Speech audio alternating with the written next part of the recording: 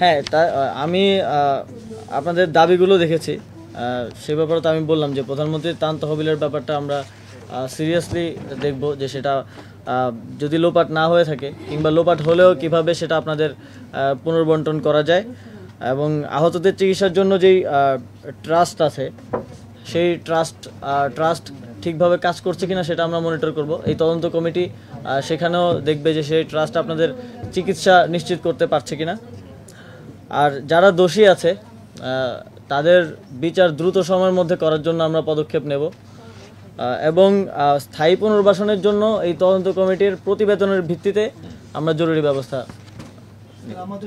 আমি আজকেই দায়িত্ব গ্রহণ করলাম এবং আনুষ্ঠানিকভাবে আমার কার্যক্রম শুরু করছি।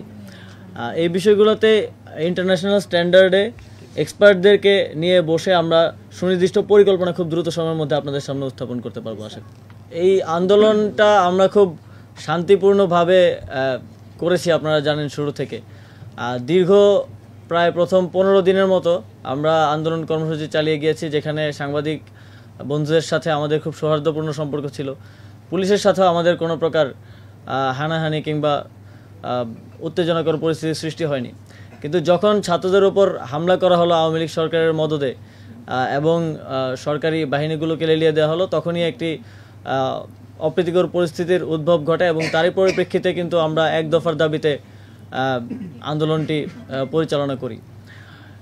এই আগের সরকারের ক্ষমতা ধরে রাখার জেদের কারণে এই পুলিশ বাহিনী সহ জনগণের বিরুদ্ধে যে পুলিশ বাহিনীকে দাঁড় করে দেয়া এবং এই কারণে যে অপ্রীতিকর পরিস্থিতির সৃষ্টি হয়েছে, তারই পরিপ্রেক্ষিতে আসলে পরবর্তীতে এখন পর্যন্ত বাংলাদেশের law and order situation enforce হয় নাই, আপনারা জানেন, এবং সে কারণে আমরা সব বিষয়গুলোকে সেভাবে করতে পারছি না, লুক আফটার করতে পারছি না।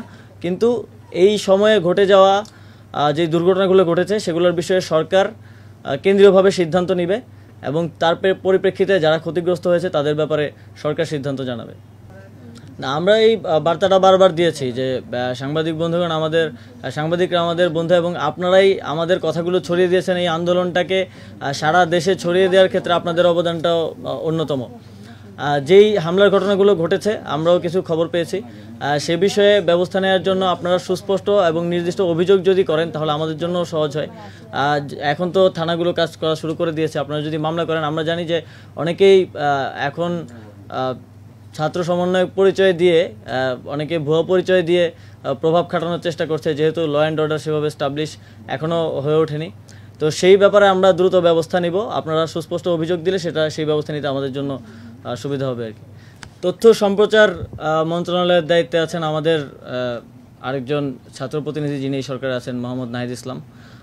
তিনি মত প্রকাশের স্বাধীনতার ব্যাপারে তিনি তার বক্তব্য রেখেছেন, আপনারা জানেন, এবং সেটি নিশ্চিত করার জন্য এই সরকার সর্বোচ্চ ব্যবস্থা নিবে, এবং তিনি তার যোগ্য নেতৃত্বে আপনাদেরকে সেটি নিশ্চিত করতে পারবেন বলে আমি আশা রাখি। ধন্যবাদ।